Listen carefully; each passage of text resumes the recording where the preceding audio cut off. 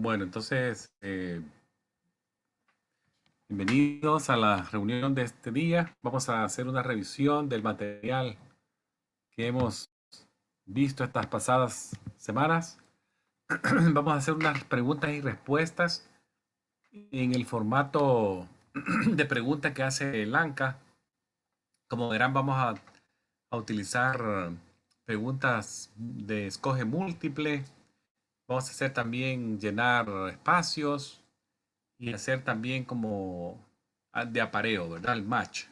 Sí, pasar palabras de izquierda a derecha en base al concepto que vamos a ver. Vamos a tratar de revisar lo que es flebotomía, control de infecciones, un poquito de OSHA, de HIPAA. De anatomía y fisiología va a ser más que todo lo que es la parte de flebotomía, para saber los lugares, anatomía del antebrazo y todo eso para revisarlo. Así que vamos a ir haciendo las preguntas y siéntanse en libertad de contestarlas y opinar a lo largo de esta noche y cualquier duda me la deja saber y la contestamos en el instante. Bueno, vamos a empezar con esta preguntita que lo mencionamos la otra vez.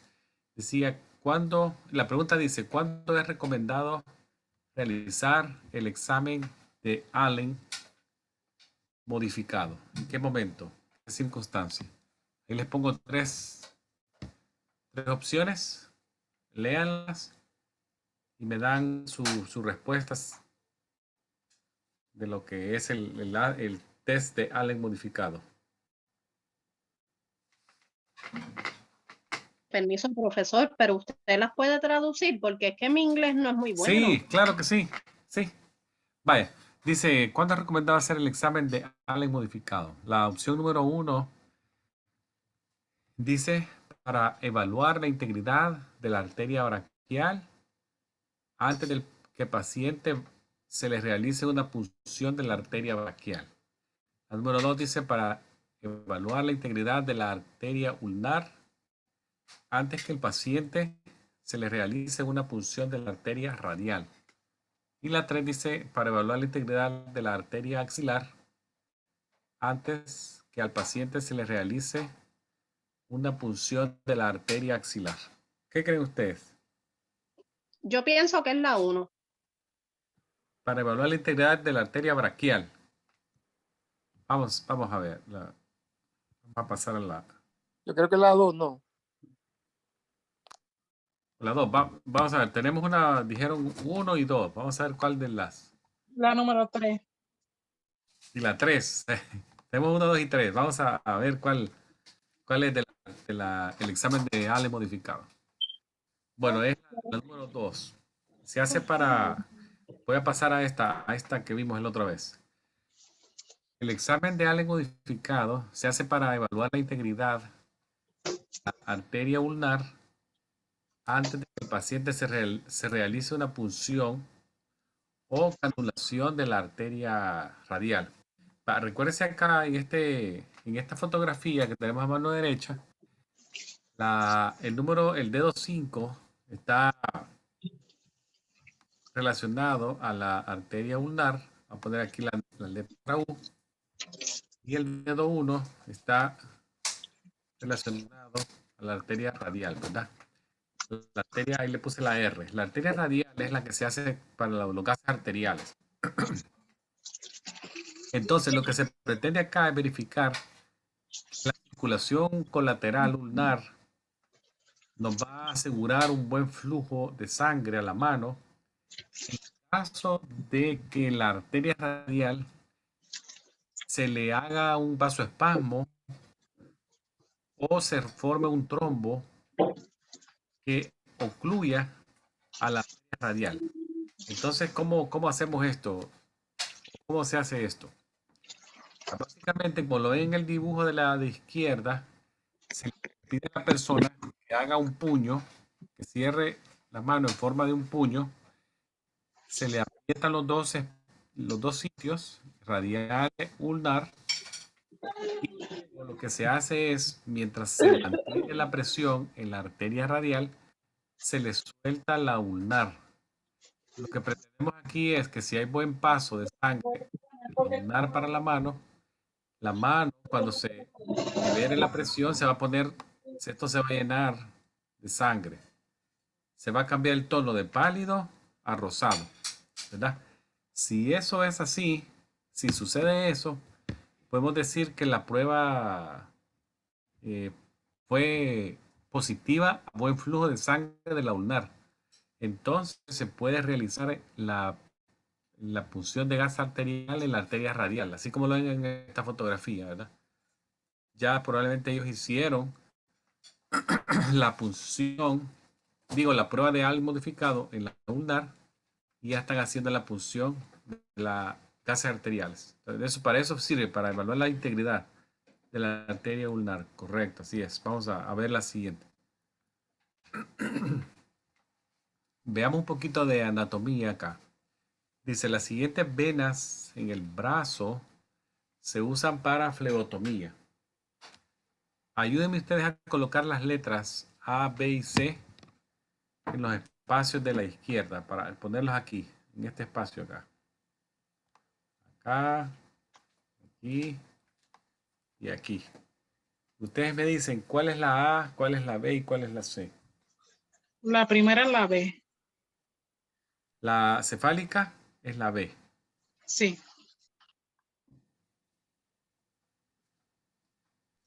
La segunda es la C y la tercera es la A. Esta es la C, me dijo. Y la última es la A. Vaya, aquí yo les voy a hacer caso. Y lo que ustedes me digan, yo voy a escribir acá. Ahí está. ¿Están todos de acuerdo en eso? Yo creo que la C es la media cubital.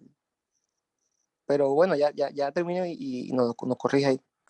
Vaya, vamos a ver lo que la respuesta. Vaya, ahí está la respuesta.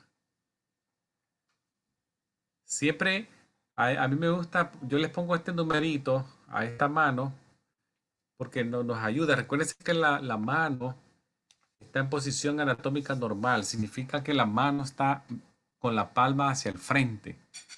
Entonces, cuando yo pongo la mano con la palma hacia el frente, la mano me queda en posición que el número 1, que es el primer dedo, el 1, se relaciona con la cefálica, ¿verdad? Con la cefálica. Y el 5 se relaciona con la basílica. Entonces ya teniendo más o menos esa orientación, la 5 con basílica y la 1 con cefálica, ya puedo yo con una certeza decir que la A, ¿verdad? Es la cefálica, la 5, que sería en este caso, sería la basílica, la B, ¿verdad? Y la unión entre ambas sería la media cubital, que está acá. Entonces, como lo vimos, se forma una letra H, ¿verdad? Con las dos patas, que son las dos, la basílica, la parte medial y la cefálica en la parte lateral, y la unión entre ambas, que sería la media cubital. Entonces, esa es la respuesta correcta. En el escoge que vamos a ir cuando hagamos una flebotomía, vamos a ver que el escoge número 1 va a ser tratar de encontrar la vena cubital media como primer escoge.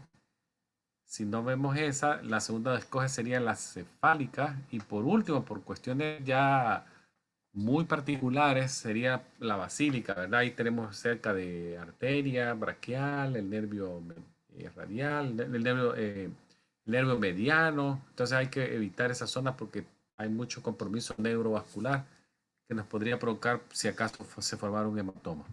Entonces lo evitamos. Veamos esta, dice,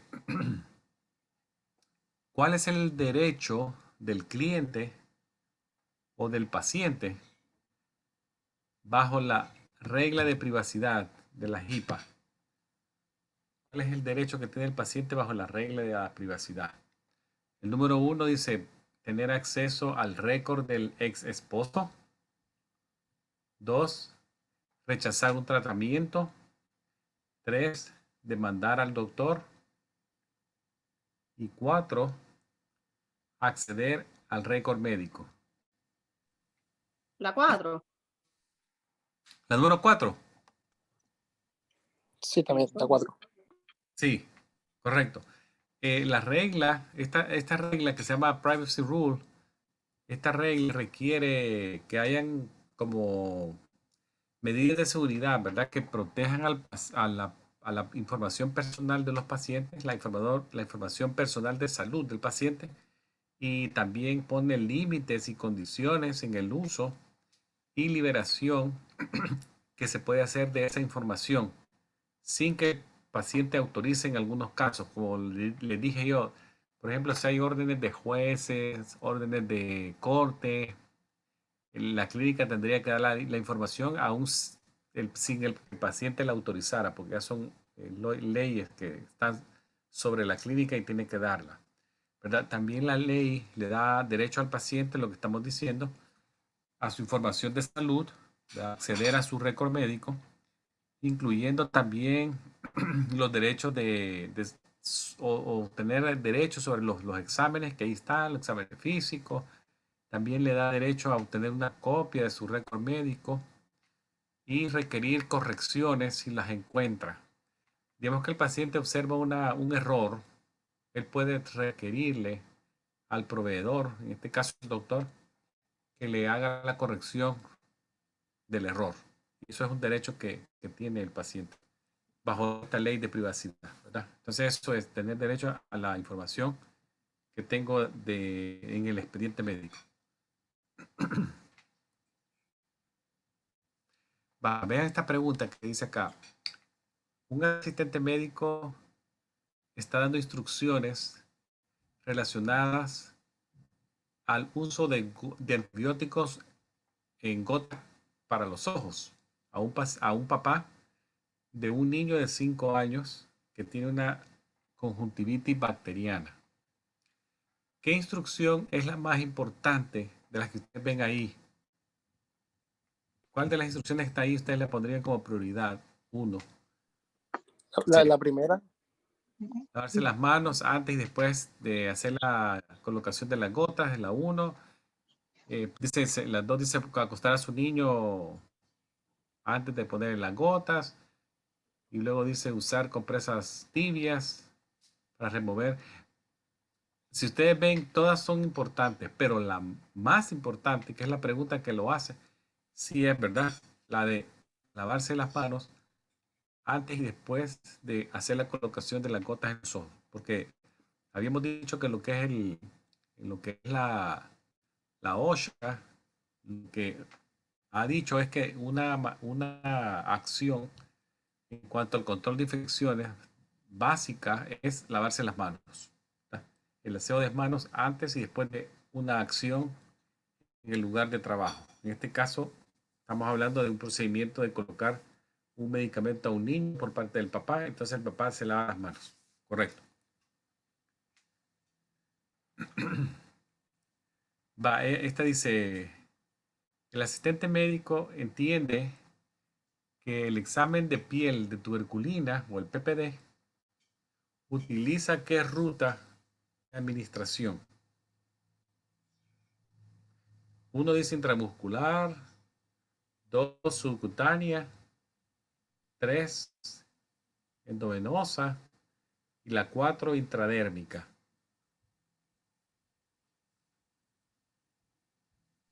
La 2.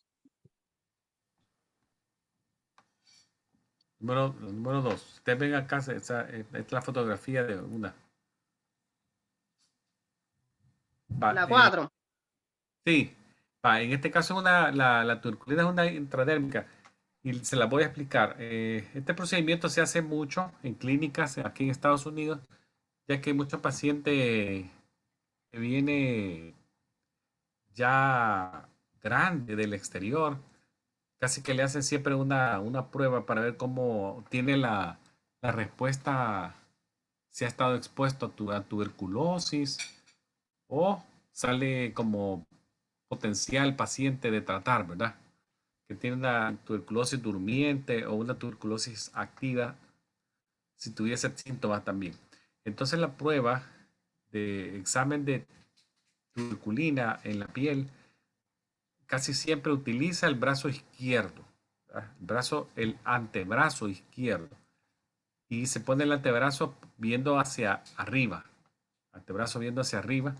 Se utiliza, como lo vemos en esta fotografía, se utiliza una jeringa de 1 ml, pequeña. La aguja es muy fina, es número 27. La agujita que se utiliza es una aguja número 27. Se administra una cantidad bien poquito, se pone 0.1 ml y se coloca por abajo de la epidermis, justo abajo de la epidermis, dentro de la dermis. Y el ángulo de entrada es de 10 grados. Si ustedes lo ven acá, ustedes ven que las intradérmicas tienen que entrar en un ángulo entre 10 y 15 grados en relación a la piel para que se consideren intradérmicos. Entonces, se pide que la aguja entre más o menos a 10 grados de ángulo con el bisel para arriba, bevel up, bevel side up. Y hay que ponerle ahí un ojo, porque ángulos por arriba de 15 grados ya se van al tejido subcutáneo, ¿verdad? Entonces cualquier cosa arriba de 15 ya puede irse al tejido subcutáneo. Entonces se tiene que observar que se forme una ampollita, como lo ven acá, se forma una ampollita. Se le pide a la persona que no se sobe, que no se toque esa área, que no se la toque, porque probablemente se la va a ver y le puede ser que le pique un poquito, pero se le pide que no se toque. Entonces, eso que le acabo de describir es básicamente la prueba de piel de tuberculina, ¿verdad? Es intradérmica. Permiso, profesor, pero eso lo hace la enfermera, no los asistentes médicos, ¿verdad? Sí, pero acuérdense que usted tiene que saber qué está viendo cuando pues, lo van a ver. Entonces la técnica, si bien es cierto, probablemente no lo van a hacer, pero tiene que saber el qué es, si es intradérmico, eh, cuánto le ponen de cantidad, 0.1, más o menos el tamaño de la aguja. O sea, por lo menos hay que conocer la técnica, aunque ustedes no lo hagan. ¿Verdad? Eso es bien importante porque se lo pueden preguntar también, que ustedes conozcan la ruta en la que se administra ese examen, ¿verdad? Así que por eso por eso se lo explico ahora, para decirles que es intradérmico, aguja 27, una jeringa de 1 ml, la cantidad 0.1, el ángulo de entrada 10 grados, bevel side up, y que se forme una ampollita y que no se rasque la persona. Eso son cosas de educación al paciente, aunque ustedes no lo hagan. Vean esto que dice, ¿cuál de los siguientes exámenes no es parte de le se conoce como CBC, cuenta completa de sangre? Este sería ¿cuál de los que ustedes ven ahí no está incluido en el CBC?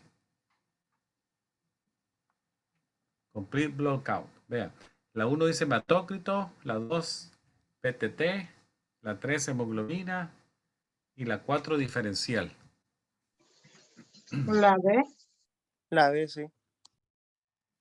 Este no es parte del examen de CBC.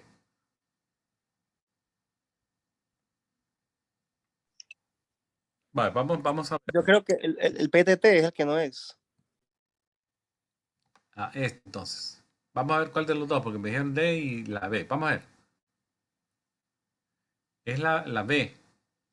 Acuérdense que el CBC, la cuenta completa de sangre, está el hematócrito, ¿verdad? El hematócrito, hemoglobina, los glóbulos blancos, que ahí serían en la diferencial, ¿verdad?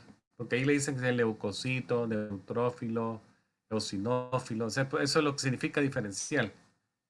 luego las plaquetas y luego unas medidas, ¿verdad?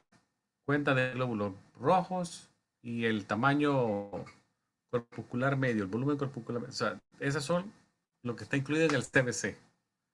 Luego la PTT y PT son básicamente pruebas de coagulación.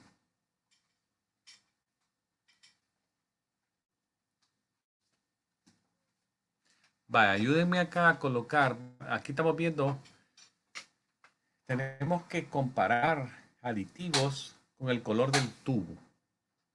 En base a los colores, ustedes ubiquen acá dónde los podemos poner. El rojo, el azul, el lila, morado, el verde, el rojo atigrado y el gris. Lo vamos a tratar de poner letras acá en estos huequitos. Ahí ustedes me dicen. Ok, el rojo es el único que no tiene aditivo, ¿verdad? Vale, entonces lo ponemos acá, ¿verdad? Pienso. Ahí está el primero, correcto. No, el rojo es la F. La A es F. La F, espérate. Sorry. Este. ¿Cuál es la S? Este que tengo acá, el sodium citrate.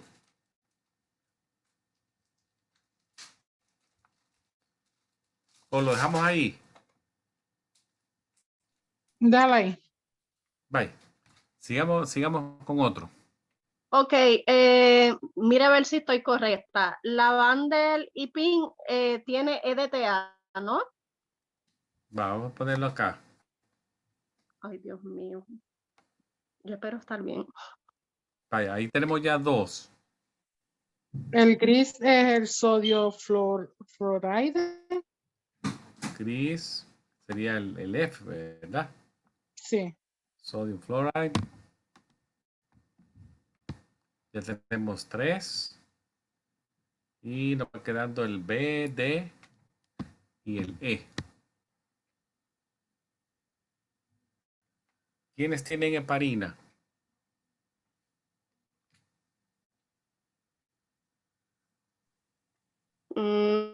¿Será el verde? Verde. Bien. El verde tiene heparina. Muy bien, ya solo van quedando dos ahí.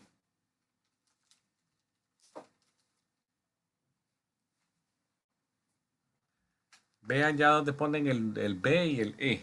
Es lo que nos va quedando. Ese es el B, el azul. Ajá. B, el azul. ¿Dónde ponemos ese B?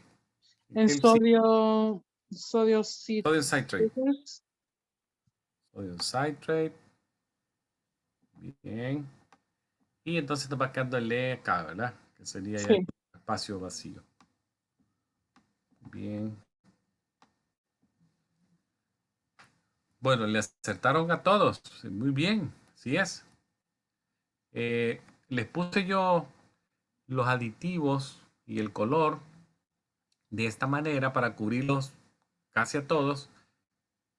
Podrían ser preguntados también en forma individual, ya puesto en un caso, pero les podría preguntar, ¿se hizo tal examen? ¿Utilizaron el color verde? ¿Qué aditivo espera usted que estaba dentro de este tubo? Si se lo hicieran así individual, pero yo se lo puse aquí todo. Si ustedes logran hacer el match así como lo han hecho este día, cualquier pregunta que venga relacionado de esa forma o de otra manera la van a contestar bien, ¿verdad? Porque ustedes saben qué color tiene qué cosa. Muy bien. Qué bueno que usted lo dio, profesor, porque yo tengo un recuerdo vago de los tubos, de los colores. Así que qué bueno Oh, que lo dio. sí, ya lo vamos a ver en otra pregunta ya con caso clínico. Ahorita solo se los puse así solitos, pero luego ya lo pregunto con un caso. Ya lo vamos a ver. Vean este que dice acá. Por ejemplo, este es un caso donde tienen que poner en práctica el color también. Dice, el asistente médico es enviado a una habitación a sacar sangre para un estudio de coagulación.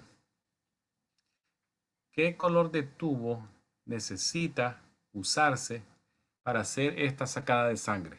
¿Qué usarían ustedes si los mandan a hacer ven la requisición y dice una prueba de coagulación? ¿Qué tubo sacarían de la bandeja?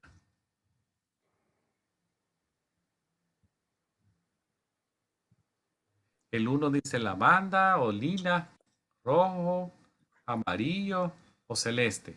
Celeste. Celeste, sí creo. Celeste. Uy, ahí sí, pero sí es celeste, correcto, sí. Porque se me quedó la otra respuesta. Sí, pero ese es un celeste, correcto. Ahí puede ser una prueba de coagulación que sea el PT, PTT, ¿verdad? Ahí sería la prueba en un celeste, correcto. Vamos a ver esta, que es de la oficina. Esta es una pregunta dice, para crear un ambiente en la oficina, de tener un equipo que trabaje bien, exitoso, ¿cuál de los siguientes es esencial? Para tener un equipo de oficina administrativo y clínico y médico trabajando bien, en forma exitosa, ¿qué es lo siguiente es esencial? Dice el número 1, dice, mantener un tono negativo en las reuniones. 2, determinar la ubicación de los equipos en la oficina. 3, dice, asegurarse que todos los miembros tengan las mismas destrezas. Y La 4, clarificar los roles o el rol, la participación de cada miembro del equipo. La 4, ¿verdad? Ustedes dijeron, Sí, la 4. sí, eso es, lo vimos en la revisión que hicimos.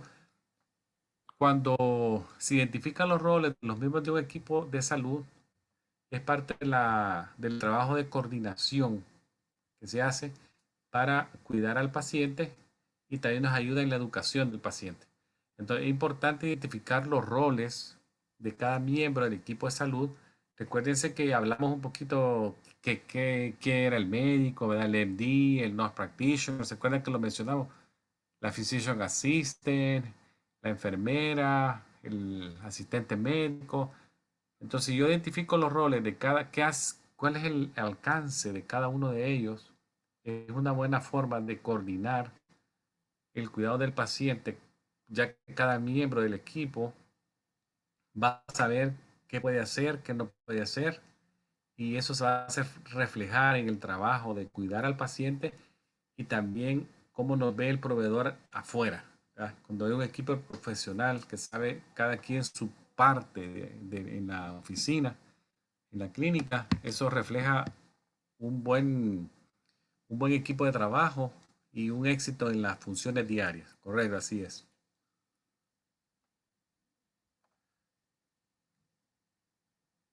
Bueno, esta es la diapositiva que se quedó atrasadita en el otro, pero ya lo habíamos dicho que era el celeste, ¿verdad? Esta es la que dijimos de las pruebas de coagulación, que venía un poquito atrasada esta.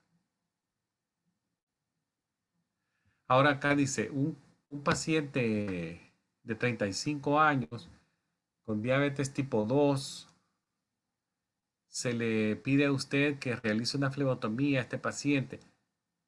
El tubo que va a escoger para la prueba de glucosa, ¿cuál va a ser? El gris. El gris. Acá, ¿verdad? El gris. Correcto. El gris tiene dos aditivos. Ahí lo pueden ver. Aquí se los puse en rojito. El gris tiene dos aditivos. Uno es el sodium fluoride, que es el primero que está arriba, que es básicamente el preservante, el antiglicolítico, el que preserva la glucosa y la mantiene más tiempo sin que se degrade, ¿verdad? Inhibe la acción glicolítica y se mantiene más tiempo estable y refleja más fidedignamente el valor de la glucosa en el paciente. Y el otro aditivo es el potasio oxalate, que está abajo. Este es el anticoagulante. Se utiliza en el tubo. Comúnmente el gris se usa para pruebas de tolerancia a glucosa, glucosa en ayunas, glucosas al azar. También se puede utilizar para medidas de ácido láctico, ¿verdad? Y el ácido láctico, acuérdense que es una prueba que necesita transportarse fría, ¿verdad? En hielo, el ácido láctico. Utiliza el tubo gris.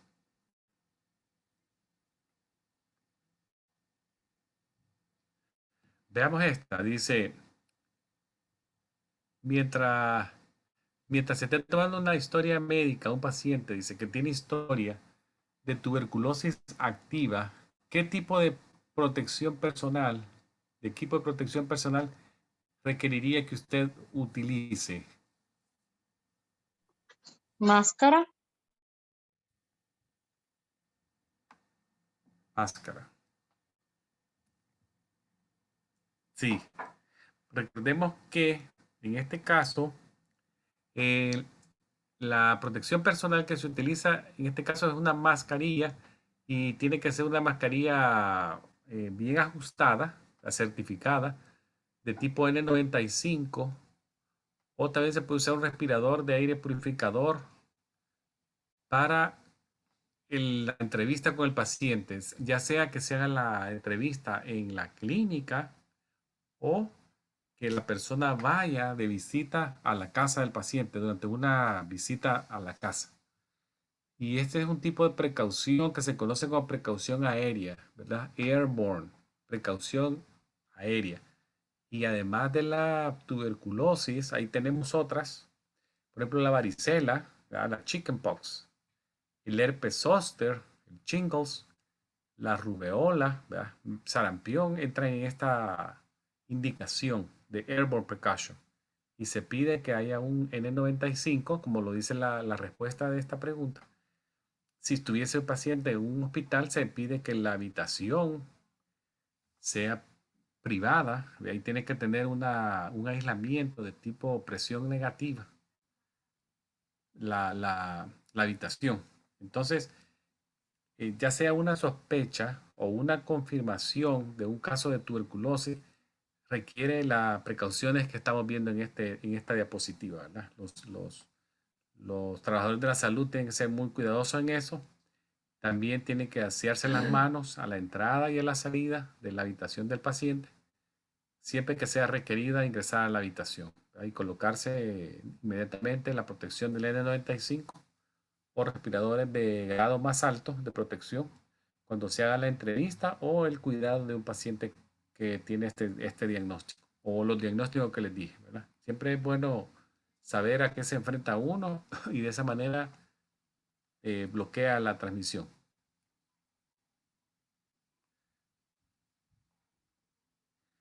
Va, veamos esta pregunta que dice, sodium citrate, ¿es el aditivo en cuál color de tubo? ¿El rojo, lavanda, el verde o el celeste?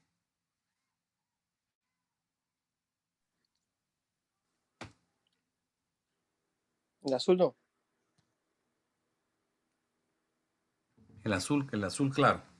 Sí, el azul claro es el que contiene el sodium citrate como un anticoagulante, correcto. Si ustedes ya cuando empiecen a trabajar en la clínica y tengan contacto con estos tubos, la mayoría de ellos la etiqueta, en la parte superior, traen el aditivo. Si uno se toma un poquito de tiempo y lo observa, van a ver que se lee acá siempre la cantidad que ellos tienen de concentración perdón, del aditivo. Creo que este sodium citrate, si no me equivoco, es creo que 3.2%. Vean esta pregunta que dice, ¿cuál es el tamaño de la aguja recomendada para la flebotomía? 21. 21. Sí, acá está.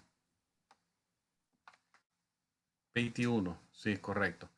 Recuérdense también que el número, a medida que el número baja en valor, en número numérico, la aguja es más gruesa. Por ejemplo, la 18 se hace más gruesa, la 16 más gruesa, la 14 es más gruesa.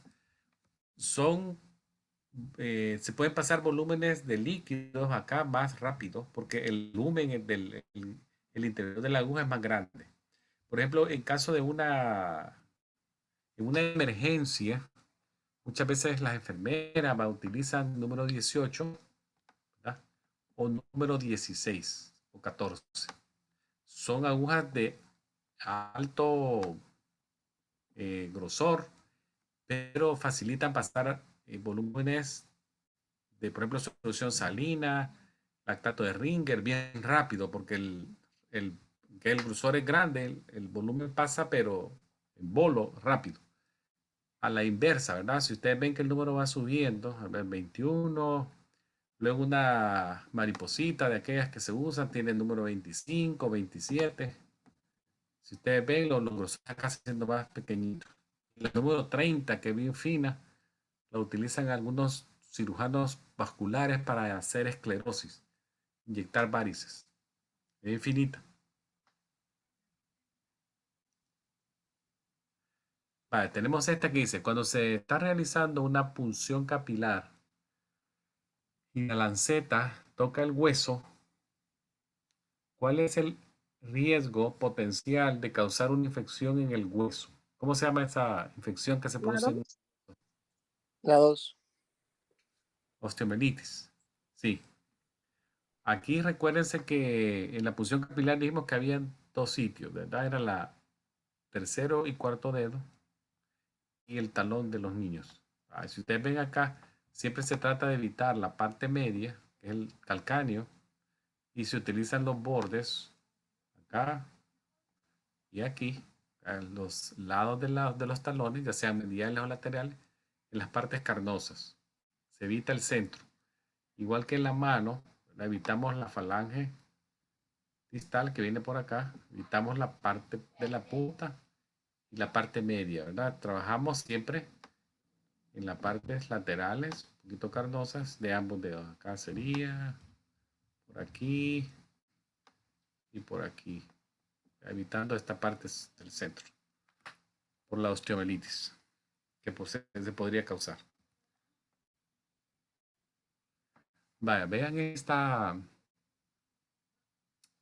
pregunta de acá. Dice, el asistente médico se coloca equipo de protección personal antes de proveer cuidado a un cliente que tiene una precaución de transmisión de tipo airborne, como la que vimos del paciente con tuberculosis. Ordene los pasos de colocarse el equipo de protección personal en la secuencia correcta. Trate de ponerle el número 1 al que iría de primero, número 2 al que sigue. Pasen los números acá según el orden que ustedes creen que es correcto. Ok, el lavado de manos sería la 1, ¿no? Vamos a poner acá número 1, lavarse las manos. Después va la gown, sería la 2, ¿no? Vamos a ver, el número 2, gown. Ajá. Después sería los guantes. Pienso yo, no están mal. La máscara, no. Yo creo que después de la tercera, la máscara. Vale, vamos a poner la máscara acá. Máscara. Y después los guantes. No, espérate. Después de Google, las gafitas. Vamos a las gafas y Exacto. protección facial, Y correcto. el último los guantes, sí. Y por último los guantes. Ese sería como el don. Creo, no sé. La parte de... pues está bien. Ah, pues mira. Es así. Vamos a verlo acá en un resumen. El paso de colocarse los pasos de la secuencia correcta, ¿verdad? Siempre es el 1, el aseo de las manos, ya sea con agua y jabón o alcohol gel, ¿verdad? Luego sería, ustedes lo dijeron, la parte del gown. Luego vendría la mascarilla, face shields o goggles. Y por último, ya que tiene usted todo esto puesto, se coloca los guantes. Y ya está listo para entrar a la habitación, ¿verdad? Ese es el paso. Casi en secuencia inversa es lo que se conoce como doffing. Quitarse todo de nuevo. Va más o menos uno haciendo la secuencia inversa cuando ya va de salida.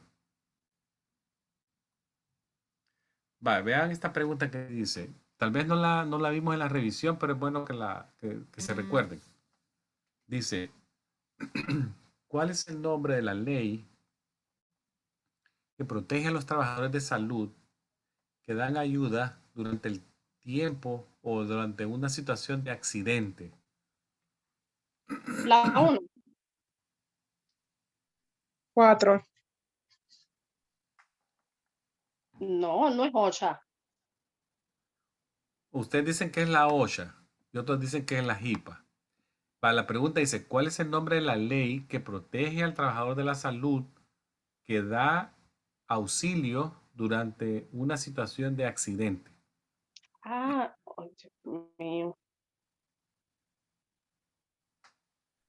Imagínense que ustedes van en su vehículo y ven que una persona se accidentó 20 metros adelante de ustedes en un auto. Ah, bueno, pues entonces la 3, ¿no? La ley del samaritano. La ley de samaritano. Sí, esa es. Ven. Pues, les voy a explicar acá. Por ejemplo, en New Jersey, les voy a poner el ejemplo de New Jersey, que es un estado que está cerca de Nueva York y ahí hay muchos estudiantes de allí y yo he estado ahí también en New Jersey.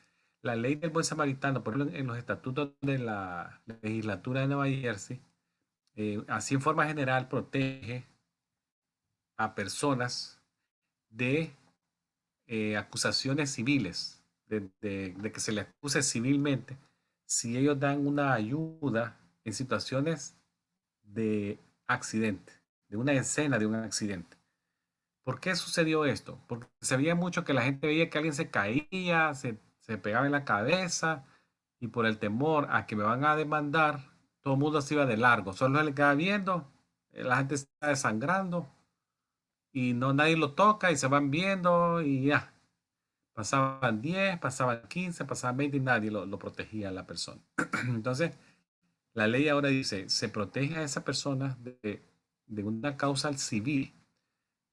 ¿A quiénes se protege? Por ejemplo, personas que no tienen entrenamiento médico. Digamos, una persona civil que no tiene nada de conocimiento de CPR ni nada, pero solo con el afán de ayudar puede intervenir en una escena de accidente.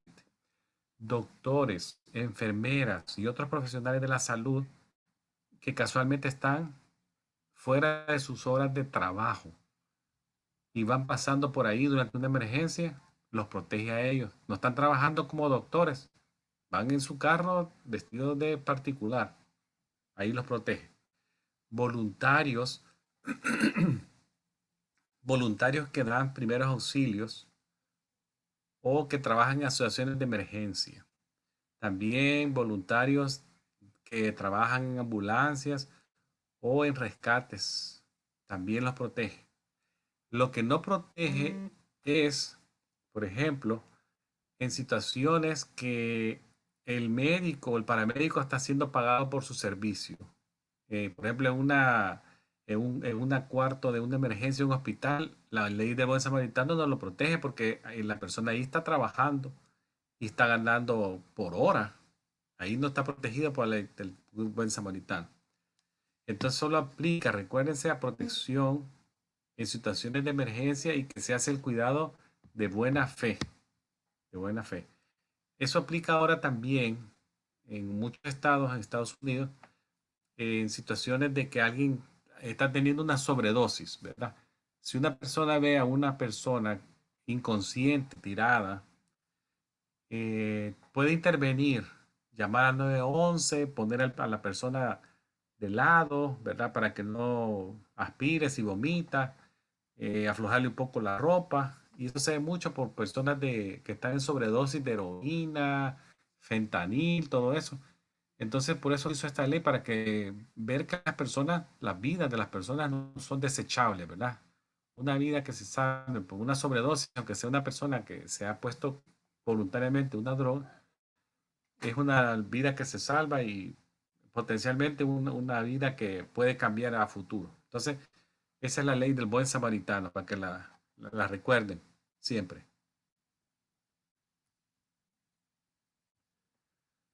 Vale, veamos esta otra pregunta que dice, ustedes tienen que sacar sangre a un paciente que tiene endovenosos en los dos brazos. ¿Cuál sería lo mejor que ustedes pueden hacer para resolver la situación y sacar la muestra? ¿De dónde la sacarían? Va, la opción acá dice, la 1 dice por arriba del endovenoso, por abajo del endovenoso, de una vena del tobillo o de la venoclisis, del canalito, de la manguerita del endovenoso. ¿De dónde la sacarían? ¿Cuál? ¿La A? ¿La 2? Perdón, la 2. Sí. Ese sería el mejor lugar. Estamos hablando, en este caso, ¿verdad? Aquí podemos ver el catéter endovenoso. Entonces sería por abajo acá, ¿verdad? Recuérdense que siempre por ser una venopunción, tendrían que poner el torniquete aquí abajo, ¿verdad? No se vayan a olvidar. Siempre se pone un torniquete a una distancia de más o menos, ustedes ya saben, no les lo voy a decir porque es una pregunta que viene más adelante. De la punción coloco yo el torniquete. Entonces, por abajo, porque arriba, en esta zona de acá, probablemente la sangre esté un poquito hemodiluida, porque recuérdense que el líquido va para arriba. Recuérdense que las venas van llevando sangre al corazón.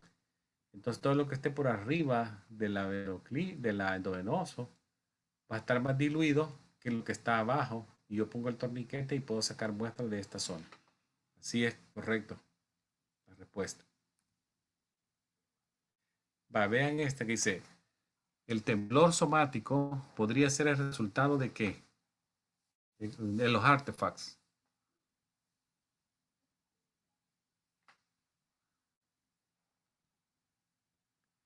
Dice acá, estandarización inapropiada del instrumento, o sea, calibración inapropiada, que un sensor se destrabó, que no hay que hay una mala calidad de los electrolitos en la persona, de balance, o que está teniendo un movimiento de músculos.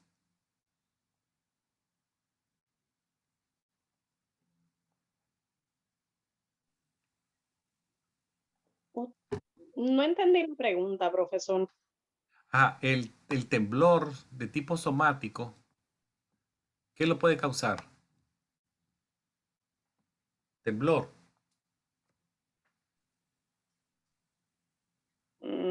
¿La D? Sí. Recuérdense cuando vean esta palabra, se usa mucho, somatic tremor, lo que está diciendo es un temblor por músculo, movimiento muscular probablemente involuntario. Podría ser alguien tiene Parkinson, 1. 2, podría ser que alguien tiene frío, está temblando, ¿verdad? Del frío. Ese temblor, si una persona está se le está tomando un electrocardiograma, podría ser que se vean artifacts, líneas erróneas, pizarras, que no tienen nada que ver con la actividad del corazón, pero que se ven en el trazo. Se van a ver en forma de como puntas pequeñas y grandes, de manera así seguidas. Entonces, básicamente lo que se tiene que hacer acá es esperar que pase el temblor o resolverle a la persona el problema, que está haciendo mucho frío, me detengo un momento, se lo pongo cómodo, le puedo dar algo que lo caliente un momento y ya luego se vuelve a tomar el electro y ya pasó eso, ¿verdad? Pero si es un temblor somático, siempre pensemos en movimiento muscular. Veamos esta que dice, el asistente médico entiende que cuál de estas sustancias corporales son modos de transmisión para la hepatitis B, que podrían transmitir la hepatitis B. Y aquí pueden ustedes seleccionar los que apliquen. Puede ser más de uno. Ustedes me dirán, ¿qué marcarían ahí que podría ser? ¿La 1? La 1, la La 3 3, y la 5, la creo. 5.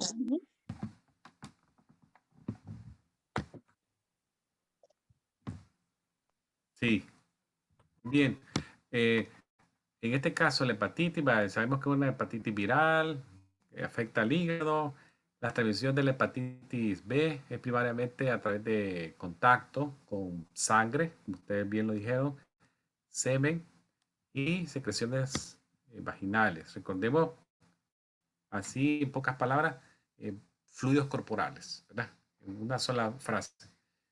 También se menciona como estos mecanismos para por ejemplo, relaciones sexuales, también el uso de sustancias ilícitas, personas que comparten jeringuillas, que están contaminadas, ¿verdad? Recuerden que la jeringuilla ahora, aún para las personas que lo usan de manera recurrente, estas personas que usan droga, muchas veces hay ciudades que les hacen intercambio de jeringuillas como una manera de que se baje la incidencia de casos porque prefieren que ellos entren en una sucia, usada, y la ciudad les da una limpia, estéril, a que se la estén intercambiando entre ellos y el caso se dispare, ¿verdad?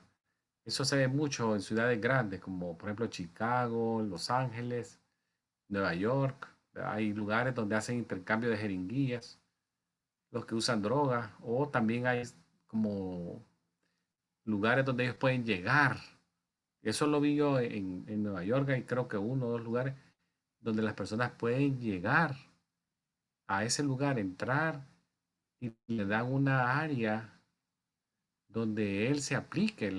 Eso suena bien raro, pero salió hasta en un noticiero, salió de los que salen en los noticieros de las 6, 6:30, que hay un comentarista ahí, Lester Holt, lo presentó, que hizo esa entrevista a él a un sitio en New York donde preferían que la persona llegase ahí a hacerse eso, a que lo hiciera bajo un puente, en una grada del metro, y que se provocara una sobredosis y nadie lo viera.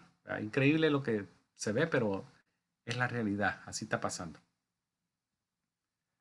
Veamos otro caso acá, que dice, eh, un paciente se le toma la temperatura oral y marca 100.5 Fahrenheit.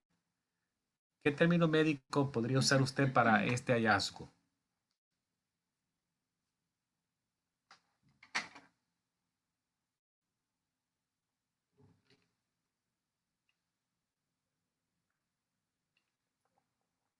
Piuria, 2. hiperpirexia, hipotermia o pirexia.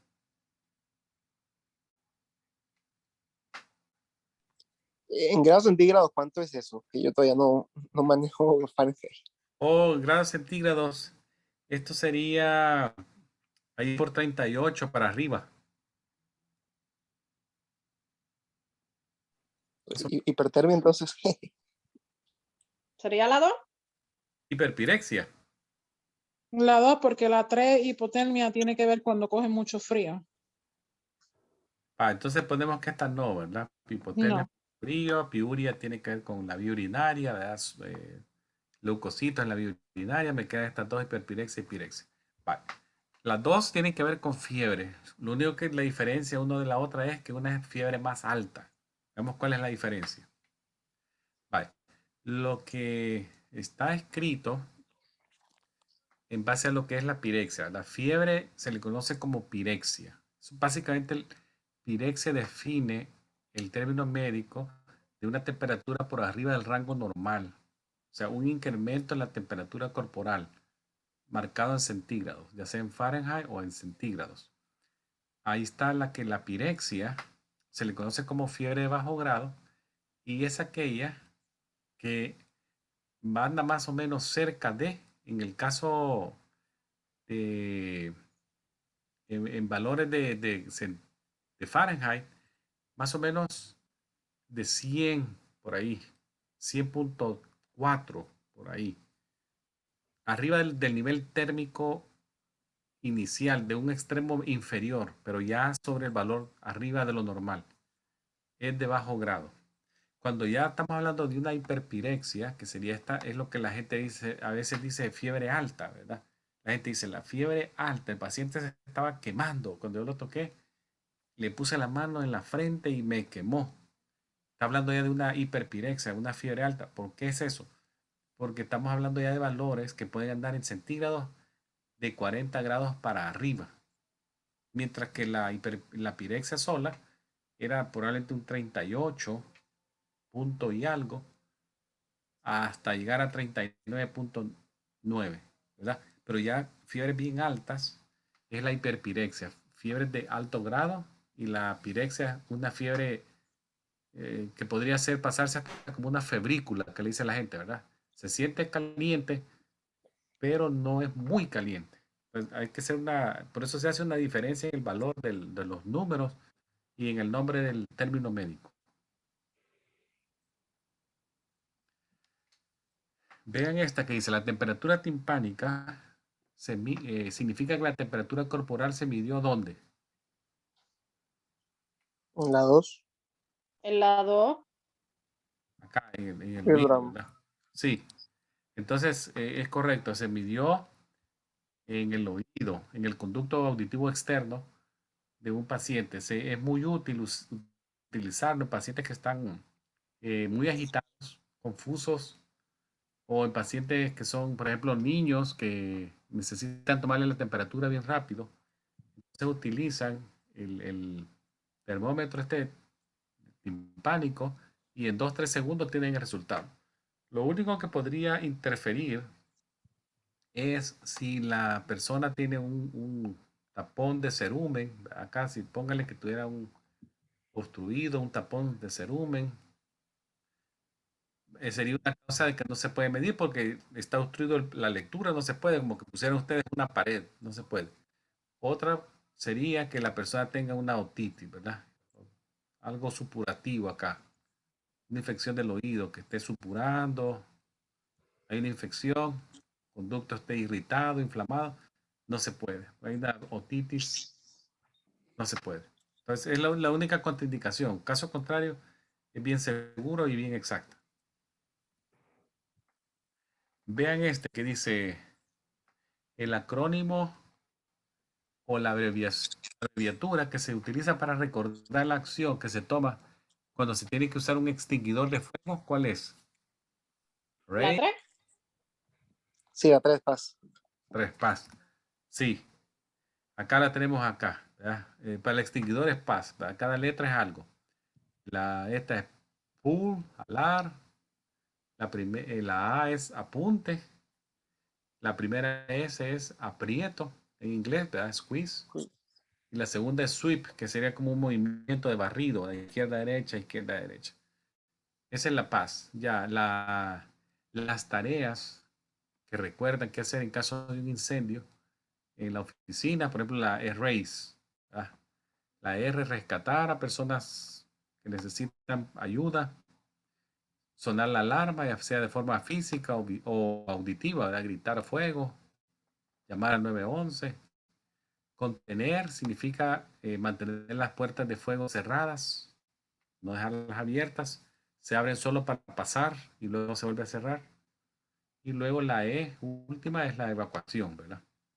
Esperando que con la C me está deteniendo el fuego momentáneamente y me da la oportunidad que el que está rescatando acá termine de evacuar. Entonces no olviden, ¿verdad? Raise y pass. ¿Cuántos electrodos se utilizan para obtener 12 vistas en el electro? 10, 12, 8 o 6.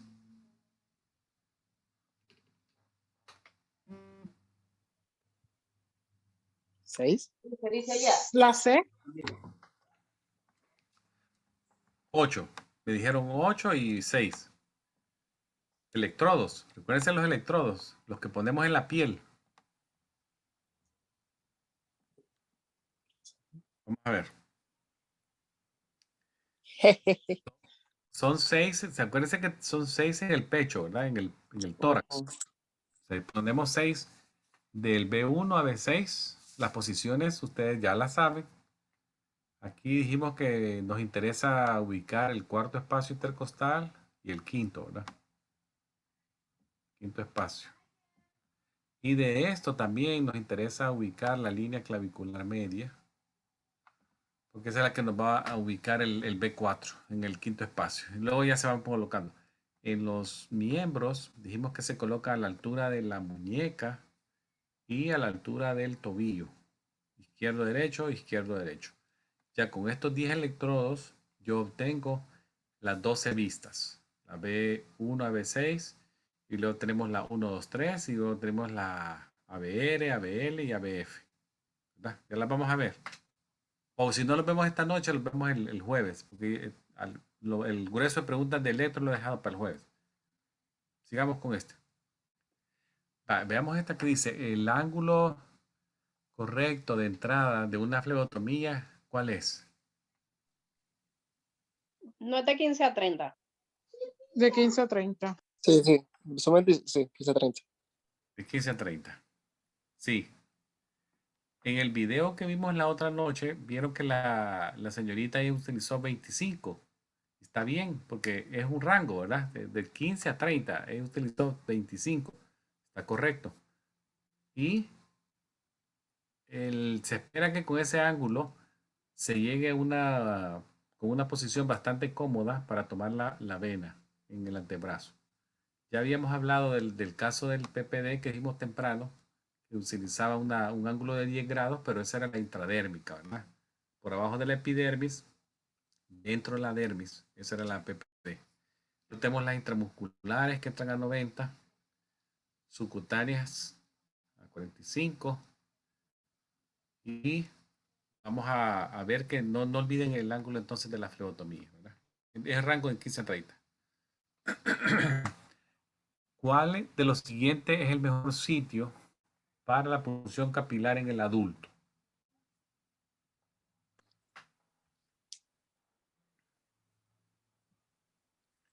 La 1 dice dedo medio, el dedo 1, el dedo gordo, el talón o el dedo índice. ¿Cuál es? 4. El 4, sí. Ustedes la harían en el dedo índice, el dedo 2. Mierda. En el Recuerden que la medio, punción, yo me lo imaginé.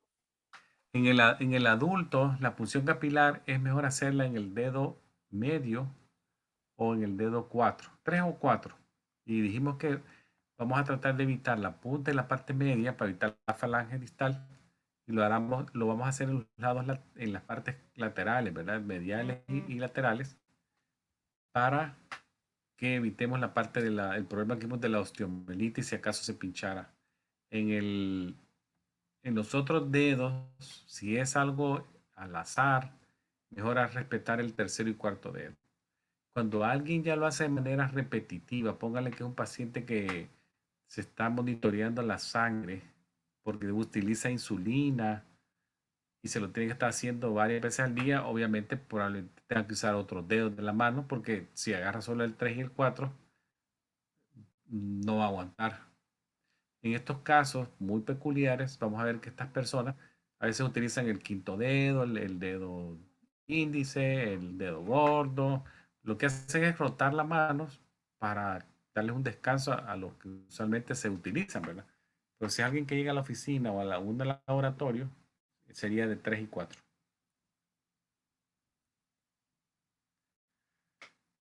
Los dos exámenes más comunes realizados en las pruebas de coagulación, ¿cuáles son? La B. La B, protrombina y tromboplastina, ¿verdad? Sí, así es. Utilizamos entonces la PT se utiliza cuando se está usando warfarina y la PTT se utiliza cuando se está usando la heparina, ¿verdad? La heparina regular y la heparina de bajo peso molecular, pero son los que más se usan, PT y PTT. Sí.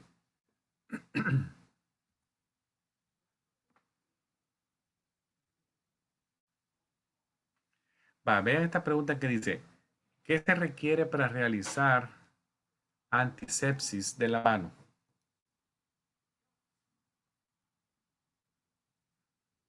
Antisepsis de la mano. La 1 dice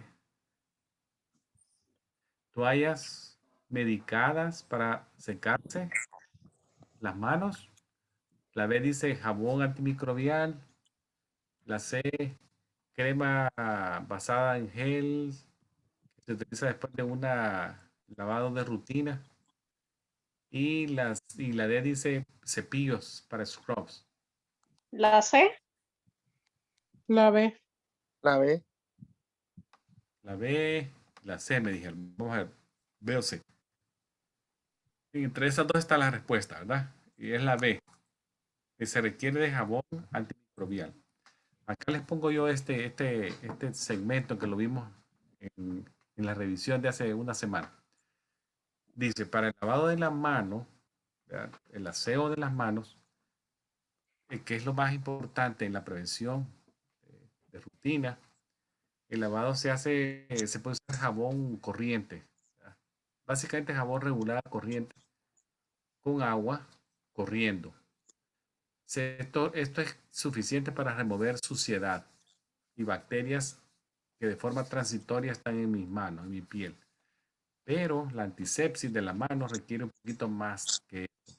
En este caso requerimos ya jabones antimicrobiales que me va a ayudar a remover, matar e inhibir microorganismos en mi piel. Y para esto requiero más tiempo. 1 o 2 minutos es la cantidad para la antisepsis. El lavado de manos, se recuerdan ustedes, es muy similar a lo del alcohol gel. Se pide que sean 20 segundos. El lavado de la mano, lo que yo me estoy enjuagando, el enjuague son 20 segundos, rápido. Pero el antisepsis de la mano ya es más largo, de 1 a 2 minutos. La antisepsis quirúrgica es más larga, puede llegar a 4 hasta 5 minutos, porque uso cepillo y otras cosas. Son 3 cosas distintas: lavado convencional, antisepsis de la mano y antisepsis quirúrgica. Son 3 cosas distintas.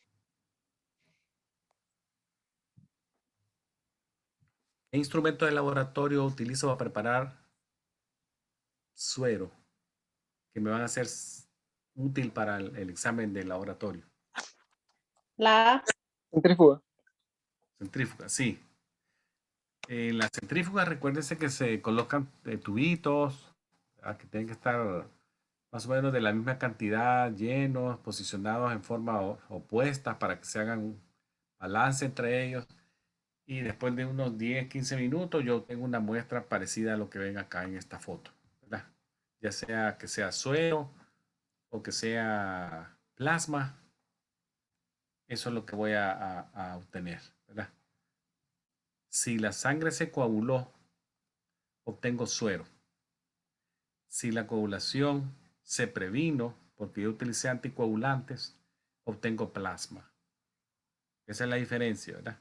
Una se coaguló antes, obtengo suero. Una yo prevengo la coagulación con anticoagulantes, obtengo plasma. Pero casi siempre se observan bien parecidos, ¿verdad? Un líquido así que sobresale, que es un color como amarillo, clarito.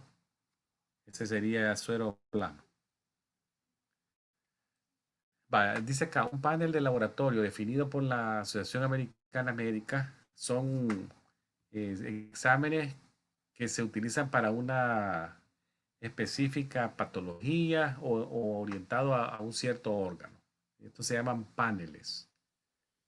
Esto que le pongo acá, el colesterol, triglicéridos, HDL, LDL, ¿en qué panel están? De los que ustedes ven ahí. Ven ahí. La D. El panel lípido. La B. Sí, correcto. El panel lípido es uno que se utiliza para básicamente evaluar el riesgo del corazón y enfermedades vasculares, que incluye colesterol, triglicéridos, y las HDL, LDL, van ahí en ese panel. Hay más. Aquí les pongo yo los nombres de otros paneles, ¿verdad? Está el panel comprensivo, o sea, el panel completo. Aquí está el primero de acá, un poquito más grande. El panel de electrolito, el panel hepático, el lipídico que acabamos de ver, de función tiroidea, y así hay más. Hay distintos tipos de grupos o paneles. Hay otro que es básico, que tiene menos. pero sirven para ubicar y agrupar grupos de exámenes. Vean este acá que bien los va a hacer pensar esta preguntita que es sencilla, pero lo hace pensar a uno. Dice, el asistente médico clínico, digamos que son ustedes, están en el teléfono, están atendiendo una llamada de teléfono cuando un paciente llega a la clínica.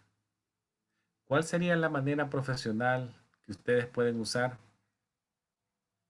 para hacerle saber al que entró que ya está al tanto de que está ahí? De una manera profesional. ¿Qué opciones ustedes verían ahí? Usted había dicho que la 1, que preguntar si podemos dejar la llamada en espera. No.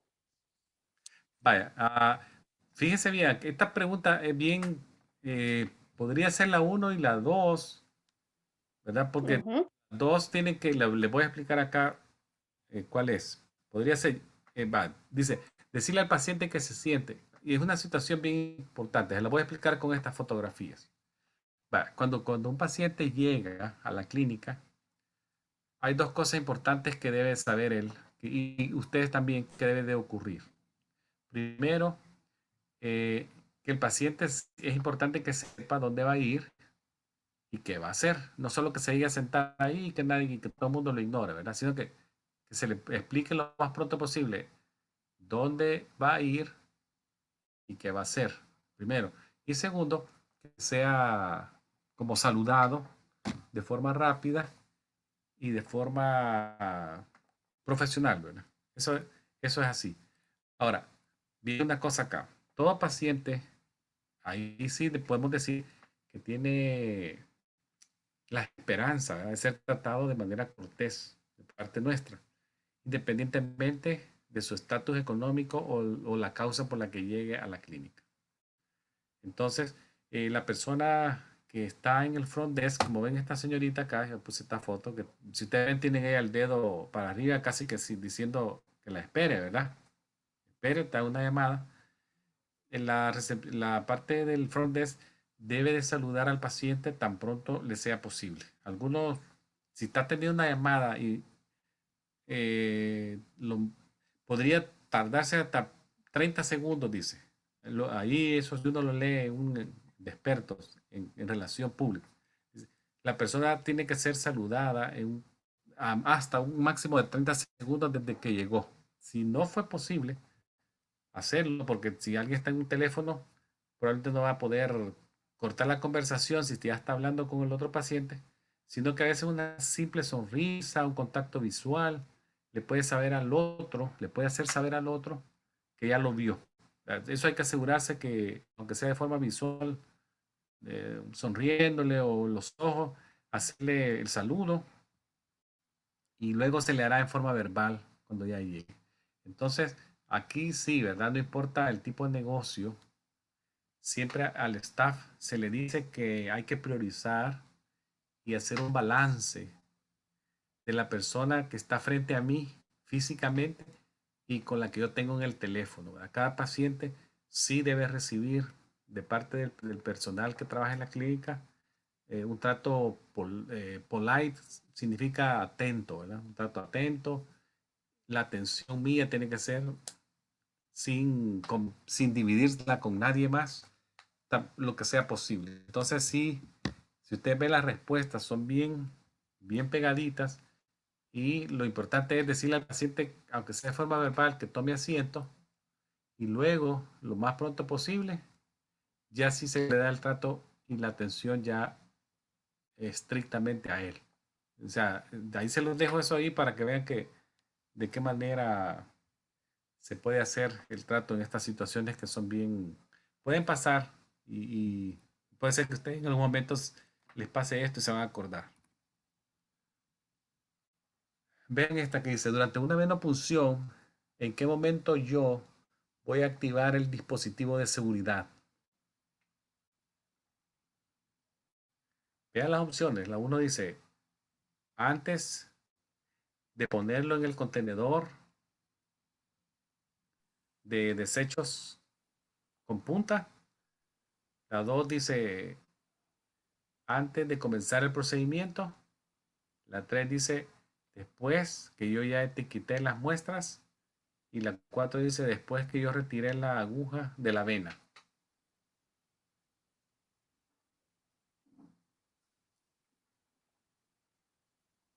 La 3.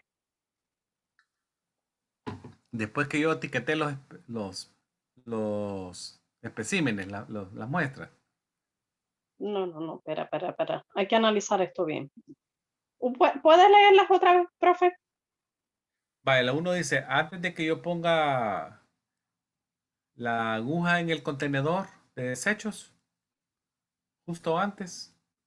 La 2 dice, antes de comenzar el procedimiento. O sea, esa obviamente no puede ser, ¿no? Porque si yo lo hago antes de comenzar el procedimiento, ya, ya la aguja está tapada, pues ya no se puede utilizar, ¿verdad? Entonces, casi que desechen esta, porque ya ella solita se saca, ¿verdad? Ya me quedan 3. La 3 dice, después de colocar las etiquetas.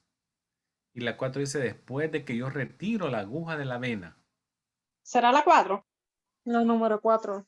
Sí, la 4. Número 4. Sí, esa es. Vale, recuérdense, aquí se los puse yo. Vale, vean estas fotografías. Aquí ya no se ve tubo en el sostenedor de tubo, ya está vacío. Yo le puse esto rojito para que vean que ya no hay nada. Ya no está vacío. Bueno, después de que yo retiro la aguja de la vena, si ustedes ven acá, el flebotomista con la mano izquierda ya está colocando la gasa. Ya esta mano va como de retroceso, va para afuera. Entonces, cuando ya sacó la vena, la aguja de la vena, que es la opción 4, con su dedo 1, él pone el dispositivo sobre la aguja y tiene que hacerle clic. Tiene que hacer un sonido. Cuando el dispositivo asegura la aguja, hace un sonido clic. Ahí estoy yo seguro que ya la cubrí y eso ya no se vuelve a regresar. Queda permanentemente bloqueado. Ya sí, ya yo desecho esto al contenedor, ¿verdad? Que sería como el siguiente paso, ¿verdad? Entonces, justo tan pronto ustedes ya saquen la aguja de la vena, ustedes acá rapidito bloquean eso y ya queda seguro de que no se van a pinchar ni ustedes ni van a pinchar al paciente. ¿Qué significa este símbolo? ¿Se recuerdan? El 1.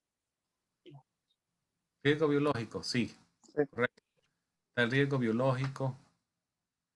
Ahí está el otro riesgo químico, riesgo de cortadura, radiactivo. Hay otro, ¿verdad? Aquí les puse yo este que está acá, el riesgo como radiactivo, tóxico, ¿verdad? Altamente tóxico, alto voltaje, que no se acerque si usted tiene algún tipo de dispositivo, ¿verdad? Que sea reemplazo valvular o algún implante metálico en su cuerpo, ¿verdad? Una grapa. Hay pacientes que les dejan grapas en el abdomen, en los intestinos, donde les han hecho una colonoscopía y le observaron algún pólipo. Los gastroenterólogos a veces dejan una grapita marcando el sitio del pólipo por si acaso el pólipo sale en la biopsia con algún hallazgo. Ellos ya tienen como el punto marcado si necesitan regresar o radiar. Pero esa grapita es un implante metálico que las personas tienen que tener cuidado cuando van a un aeropuerto, a una resonancia magnética, todo eso decir, ¿verdad? Que tienen un implante que sea chiquito, pero tienen en el cuerpo que no pueden estar cerca. Miren este de acá, dice, ¿cuál de los siguientes métodos es el más apropiado para identificar al paciente antes de una flebotomía? Vienen las opciones ahí. La 1 dice la licencia del La B. La B. La B. Sí, es la mejor, ¿verdad? La más fácil. ¿Se acuerdan? Darle el nombre completo cuando nació. Es la más fácil. Hay más. Hay más cosas que se le pueden preguntar. Se le pueden preguntar también su número de teléfono, el Social Security Number, la dirección, que les muestre alguna foto, un ID con foto, pero lo que se hace de manera rutinaria es este y este. Esos dos son los que más que se utilizan para identificar. Entonces, aquí siempre es bueno no olvidar que el asistente médico es requerido por ley que identifique al paciente antes de obtener información de él o iniciar algún tratamiento. Generalmente son las dos formas más rápidas de identificar al paciente, que son las que están ahí en color celeste, azul. Nombre y fecha de nacimiento. ¿Qué significa esas tres letras que ven ahí, SDS? ¿Y qué información contiene eso de SDS?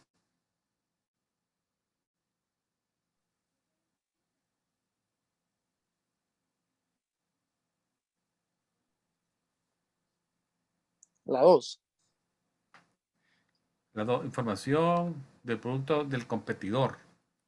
Ah, no, yo pensé que competidor era contenido, pero La 1.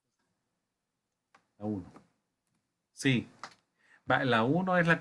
Recuerden, sí. todos los químicos que pueden estar en una clínica o en un laboratorio de flebotomía deben de tener una identificación, qué son, qué químico es, y ese dato tiene que estar como en un binder, así como lo ven acá, un binder donde van a estar, tiene que estar, por ejemplo, si hay oxígeno, tambo de oxígeno, tiene que estar el oxígeno aquí, oxígeno.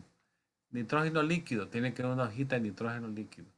Lo que sea que esté en la clínica de químico, la información que contiene ese SDS de cada químico es información general, información de emergencia. ¿Qué incluye eso? Por ejemplo, alguien que inhala algo, le cayó en el ojo, le cayó en la boca, le salpicó en la piel, accidentalmente le cayó en la boca, lo que sea. Tiene que haber una forma de saber qué voy a hacer yo en caso de esa situación. Enjuagarme, no enjuagarme, hablar al 911, hablar al Centro Nacional de Tóxicos, todo eso. La información general, si hay un antídoto, ¿verdad? Todo eso.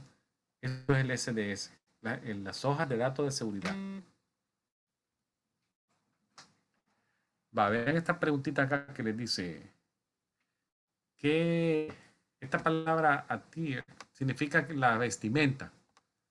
¿Qué vestimenta es aceptable para un asistente clínico médico? Scrubs. La 4. La 4, ¿verdad? Ok. Scrubs. Scrub limpios y zapatos confortables. Sí, ¿verdad? Miren esos dos que están ahí a mano derecha, qué bien se ven. Se ven con un scrub de color azul, marino. Dijimos que zapatos tienen que ser de un solo tono, ¿verdad? Sean blancos o negros. Aquí él tiene negros, ella tiene blancos. Tienen que ser zapatos cerrados, los dos cumplen eso, zapatos cerrados, de preferencia, y bueno, tal vez no de preferencia, de obligación, tienen que ser antideslizantes, los dos, y ante todo, cómodos, porque van a estar parados en ellos, caminando todo, la gran parte del día. Entonces ahí ellos dos, si ustedes lo ven, reúnen los requisitos de lo que pide la apariencia profesional del asistente médico. Yo tengo una pregunta con respecto a eso. Sí. Es que en Colombia acostumbramos a ir vestidos normales y nos cambiamos en el hospital. ¿Aquí Sí. también es así o uno puede andar ya con el uniforme en la calle? O pueden andar con el uniforme en la calle, sí, Ah, ok, perfecto. se puede. Sí, sí. Hay gente que lo hace, lo andan así. Ya lo van a ver ahí en la calle. Ajá, gente que tal vez va de camino a casa y tuvo que pasar al supermercado. Yo vi, Incluso en los restaurantes a comer, a pedir café, comida, cuando es cerca del hospital también lo hacen vestido así. sí, Sí, así lo pueden Ah, hacer. perfecto. Gracias. sí. Sí, sí. Vamos a ver esta. Dice, miren este caso, bien interesante. Dice, un paciente fue tratado en la clínica hace 2 días. El asistente médico le está haciendo una llamada de seguimiento para decirle pues que el cultivo que se le hizo en la visita muestra un hallazgo y que necesita tomar antibióticos. Ese es el motivo de la llamada que usted está haciéndole al paciente. No está el paciente, le contesta la esposa del paciente, la llamada, y le dice que el paciente está trabajando ya se fue a trabajar y se siente bien. Y ella le dice que el paciente no necesita antibiótico.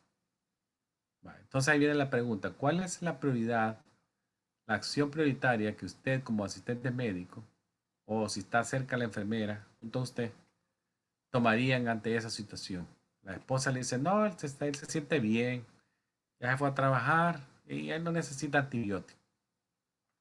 ¿Cómo se quedan ustedes? Vean las opciones ahí. Yo creo que la 3, decirle que, que el paciente llame de vuelta para uno hablar con él, ¿no? La número 3. Sí, así sería, ¿verdad? Recuérdese que un cliente que tiene la competencia, por ejemplo, alguien si tiene la competencia mental, es la única persona que puede rehusar un tratamiento. En este caso sería el paciente, ¿verdad?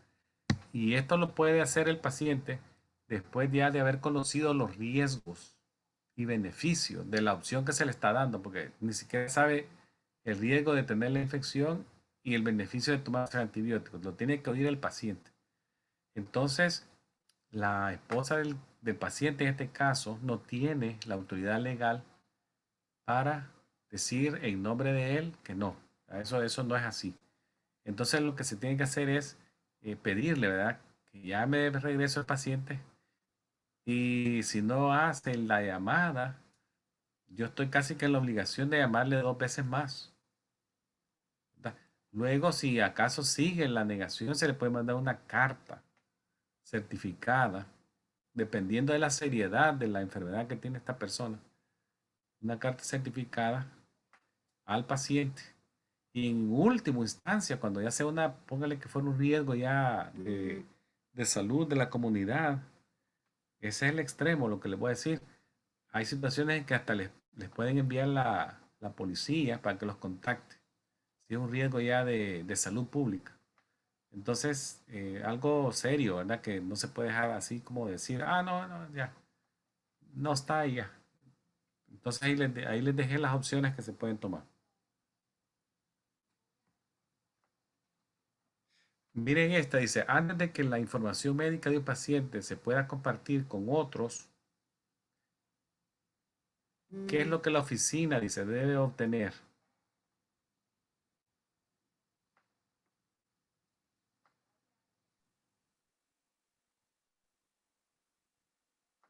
La D. La D. Y la D. La tarjeta del Seguro Social. No, la D. La D. Oh, la D. Ok, Sí, sí. perdón. Con la firma del paciente. Sí, una forma de liberación ok, sí. Oh, perdón, les había escuchado bien. Así es correcto. Esta hojita lo llenan los pacientes en la clínica. Digamos que la oficina del gastroenterólogo requiere una copia de una colonoscopia que le tomaron al paciente hace 5 años. La quiere para compararla con la nueva. Entonces, él pide a la clínica donde está la de 5 años atrás que se la envíen. La clínica tiene que verificar que el paciente ha firmado una hojita que autoriza liberar el expediente, ¿verdad? Entonces, ya aquí el paciente ahí pone yo, lo llena eso, sus datos personales, y dice aquí el récord debe ser enviado a cada lugar donde él quiere que llegue. Y él le especifica qué quiere. Aquí ustedes ven que es una lista de checklist. Si él quiere que le manden lo que sea, si quiere que rayos X, si no aparece nada aquí que es lo que él quiere, aquí puede especificar marca otros y aquí puede poner el colonoscopia. Ahí está. Y aquí firma. Y a eso lo deja ahí en el expediente paciente y a ellos lo mandan a la otra clínica, la clínica de gastroenterólogo, y ya le mandan su reporte vía fax o por internet, lo que sea. Pero sí tienen que tener eso antes de enviarlo, ¿verdad? Eso es como por la ley. ¿Qué posición se usa para un examen pélvico? La litotomía. La litotomía, sí. Aquí les pongo yo algunas posiciones que son muy común verlas. Posiciones así que se usan mucho en la parte médica, ¿verdad? Viendo para arriba, se acuerdan de supino, viendo para abajo, prono, Sims, que es una posición de cúbito lateral. ¿Qué tal la usan para cuando se colocan termómetros rectales o hacer un procedimiento de colonoscopía, por ejemplo? Acá tenemos la litotomía, que es la posición ginecológica, ¿verdad? Que se usan estas alzas en las piernas, las posiciones rodilla, pecho, otra, y la posición sentada, ¿verdad? Que puede ser recuérdense que la posición sentada, algunos también ya le pueden poner nombre, ¿verdad? Puede Fowler, High Fowler, que le dicen la Fowler alta de 90 grados, hay una semi Fowler como de 45. 45 a 60, ¿sí? Hay otra bien bajita, Fowler, que puede ser hasta de 30 grados, ¿verdad? Si acaso fuera, pero ahí están casi todas las posiciones que se ven. Ahí se las dejo. Dice, usted se le pide que saque sangre a un paciente. Después de revisar el orden, se da cuenta que le está pidiendo el CBC con diferencial. ¿Qué tubo usaría usted para eso? La banda. ¿Lavander? Ah, sí, la banda, la banda y el tubo rosado utilizan el aditivo aquel ETA, ¿verdad? EDTA, y se utilizan comúnmente para pruebas de hematología. Ahí está la CBC, que es la pregunta que está acá. También se puede utilizar para cuentas reticulocitos, para eritrosedimentación, también se utiliza en la banda. Vean esta, es bastante parecida. Dice, se le pide a usted otra cosa, que saque una PT, la prueba de protonvina, un CBC y una glucosa en ayunas. ¿Cuál es el orden que usted utilizaría para sacar eso? ¿Cómo ordenaría sus tubos para hacerlo? Creo que la 3, no. O sea, azul, moradito y gris. Oh, perdón, sí. Sí, pero esa es. El tubo, sí. Recuerden que el gris, ¿verdad? Era la Para glucosa. azúcar, exacto. Tenía esa opción, esta es la correcta. Así es. Entonces, se utilizaría el azul, que sería el coagulación, luego viene el hematológico, la lavanda y el gris. Sí. En el caso de suturas, si bien es cierto, no lo mencionamos en las semanas anteriores, pero quiero aprovechar esta pregunta para hablarles un poquito de la sutura. Puede ser que ustedes lo vean. ¿Cuál de las siguientes suturas es la más pequeña? 6, la 6-0. Pequeña en grosor, ¿verdad? 6-0. Sí. Recuérdese que cuando tiene el 6-0, los números grandes son los más finos. Si usted lo ve acá, el 6-0, y acá también en el papelito lo logran ver. Si ustedes lo logran ver acá, dice 6, 0.7. Tiene que estar en medio de esto, ¿verdad? 0.7 milímetros, 0.07. Es una sutura bien delgadita. Se utiliza tal vez para cara, labio, frente, en un niño, ¿verdad? Y las que están más bajitas, 2.0, 3.0, son un poquito más gruesas, que a veces se utilizan para piel, si son nylon o crómicos o simples. Se utilizan para abajo de la piel, para que son reabsorbibles. Hay muchos tipos de sutura, pero el grosor está relacionado a entre más números tenga acá. 10 ceros acá son súper finas y los que están solitos, solo 1 o 2, son bien gruesos, ¿verdad? Números completos son gruesos y números acompañados con ceros empiezan a ser delgados y entre más altos, más delgados. Otra creo que fue la pregunta que estábamos haciendo hace un momento que ahí quedó. Para que vean.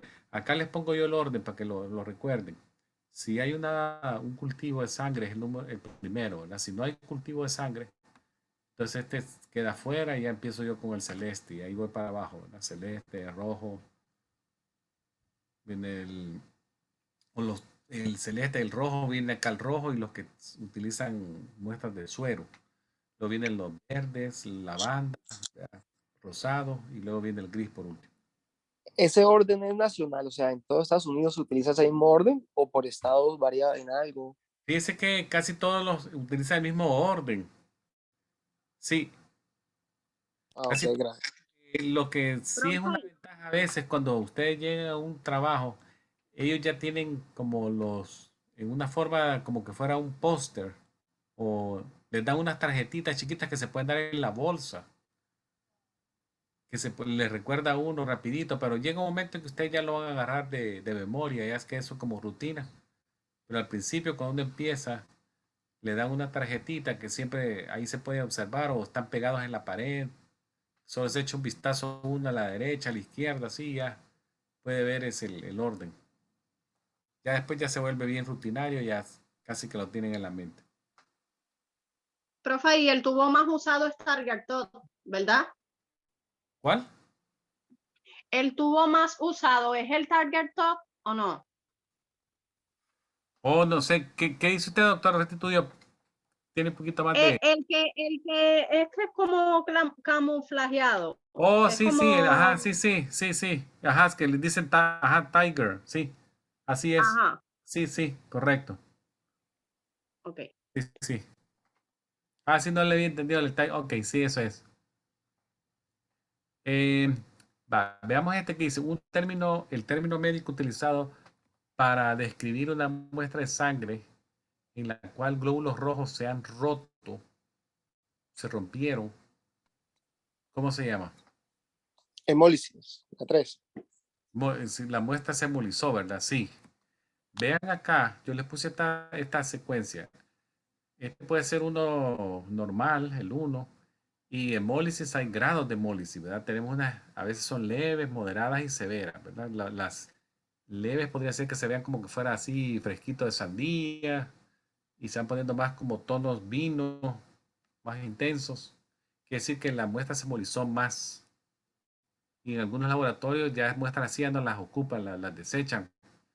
También hay muestras que se separan con el centrífuga y se ven muy lipídicas, ¿verdad? El paciente tal vez no guardó ayuno y salen bien cargados de grasa, ¿verdad? Esta es una muestra lipímica. O cuando son pacientes que tienen tienen ictericia y salen bien cargados de bilirrubina, sale una muestra de suero o plasma, lo que se haya formado, ictérica, ¿verdad? Un color así como verde olivo, bien tono intenso. Y sería una muestra ictérica, lipímica y las hemolizadas.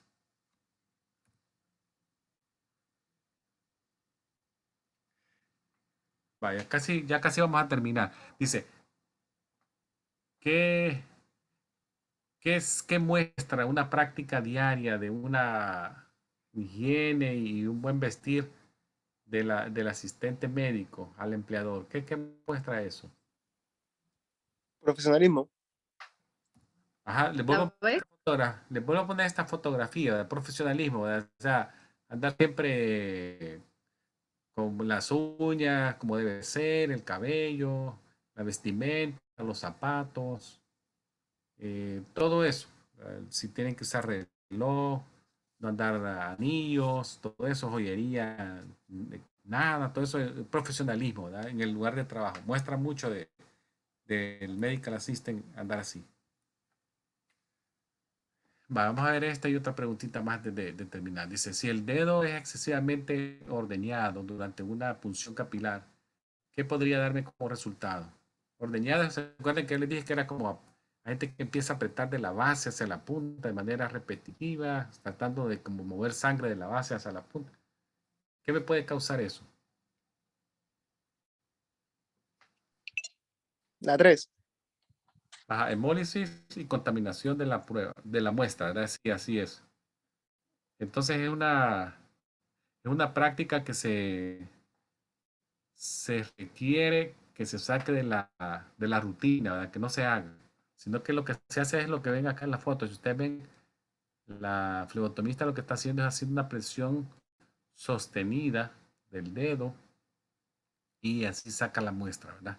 No esa forma de que estar jalando la base para arriba, lo que les dicen milk en inglés. Eso no es recomendado hacerlo, ¿verdad? Se hemoliza la muestra y van a obtener muestras que no son buenas para estudiarse o se contaminan con tejido intersticial, ¿verdad? Así que si quieres vamos a llegar hasta aquí ahora y voy a seguir el día jueves con más preguntas y voy a hacerles ya empezar a hacer preguntas de electrocardiograma para el día jueves. Próximo jueves. Ok, profesor.